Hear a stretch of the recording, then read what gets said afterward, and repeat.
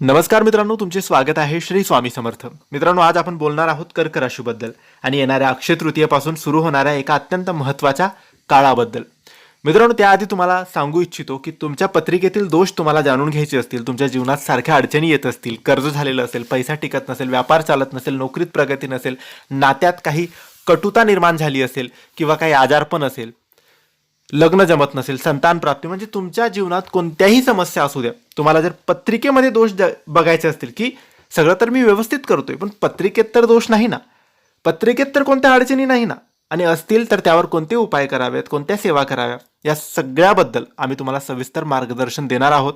आणि जर तुम्हाला कोणत्या गोष्टीबद्दल मार्गदर्शन हवं असेल, जीवनाबद्दल कशाहीबद्दल, तर आम्ही तुम्हाला पत्रिका बघून योग्य मार्गदर्शन करू. त्यासाठी तुम्ही दिलेल्या या व्हॉट्सॲप नंबरवर आम्हाला मेसेज करू शकता. मित्रांनो, अक्षय तृतीया हा फक्त एक शुभ दिवस नाही, तर हा असा क्षण आहे जिथून तुमच्या आयुष्याचा नवीन अध्याय सुरू होऊ शकतो. आणि कर्क राशीसाठी हा काळ घेऊन येतो आहे भावनिक बदल, मोठे निर्णय आणि आयुष्याला वळण देणाऱ्या घटना. कर्क राशीच्या लोकांनो, या काळात तुमच्या राशीवर चंद्र, जो की तुमचा स्वामी आहे, गुरु, शनी आणि राहू केतू या सगळ्यांचा प्रभाव वाढणार आहे. चंद्रामुळे भावनिक चढउतार वाढतील, गुरु काही नवीन संधी तुम्हाला आणून देईल, शनी तुमची परीक्षा घेईल, राहू केतू अचानक जीवनात बदल घडवतील. यामुळे काही गोष्टी तुमच्या अपेक्षेप्रमाणे घडतील तर काही पूर्णपणे अनपेक्षित असतील. सावध राहा. अक्षय तृतीयेपासून पुढील काही आठवडे तुमच्यासाठी खूप संवेदनशील असतील. भावनेत येऊन निर्णय घेऊ नका, कोणावरही अंधविश्वास ठेवू नका, जुन्या गोष्टींवर जास्त विचार करू नका, कारण भावनिक निर्णय तुमच्यासाठी नुकसानदायक ठरू शकतात. कर्क राशीसाठी पैशाच्या बाबतीत हा काळ मिश्र असणार आहे. अचानक खर्च वाढू शकतो, घराशी संबंधित खर्च येऊ शकतात, एखादी जुनी आर्थिक समस्या परत समोर येऊन उभी राहू शकते. खर्चावर नियंत्रण ठेवा, मोठी गुंतवणूक तुम्ही टाळा, पैशाबाबत प्लॅनिंग करा आणि मगच निर्णय घ्या.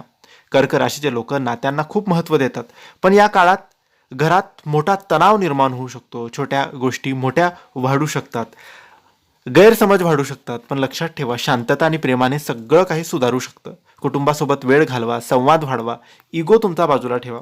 या काळात तुमच्या मनावर खूप प्रभाव पडेल, मूड स्विंग्स होऊ शकतात, चिंता वाढू शकते, एकटं तुम्हाला वाटू शकतं, पण हे सगळं तात्पुरतं आहे. मेडिटेशन करा, पॉझिटिव्ह लोकांसोबत राहा, स्वतःला बिझी ठेवा. अक्षय तृतीयेपासून जर तुम्ही काही उपाय केलेत तर तुम्हाला खूप फायदा होईल. जसे की सोमवारी महादेवाची पूजा करा, ओम नमः शिवाय या मंत्राचा जप करा, दूध आणि पाणी, चंद्राला अर्घ्य द्या, याने सुद्धा लाभ तुम्हाला होतील. अक्षय तृतीया हा नवीन सुरुवातीचा दिवस आहे. नवीन कामं सुरू होऊ शकतात, नवीन निर्णय तुम्ही घेऊ शकतात, पण भावनेत नाही तर विचार करून निर्णय घ्या. जर तुम्ही संयम ठेवलात तर हा काळ तुमच्यासाठी ब्लेसिंग ठरू शकतो. कर्क राशीच्या लोकांनो, हा काळ तुमच्यासाठी खूप खास आहे.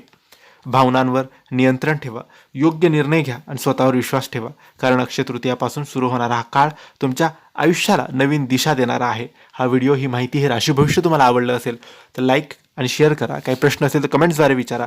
आणि पत्रिकेबद्दल, जीवनाबद्दल काही मार्गदर्शन हवं असेल तर दिलेल्या व्हॉट्सॲप नंबरवर तुम्ही आम्हाला मेसेज करू शकता. धन्यवाद. श्री स्वामी समर्थ.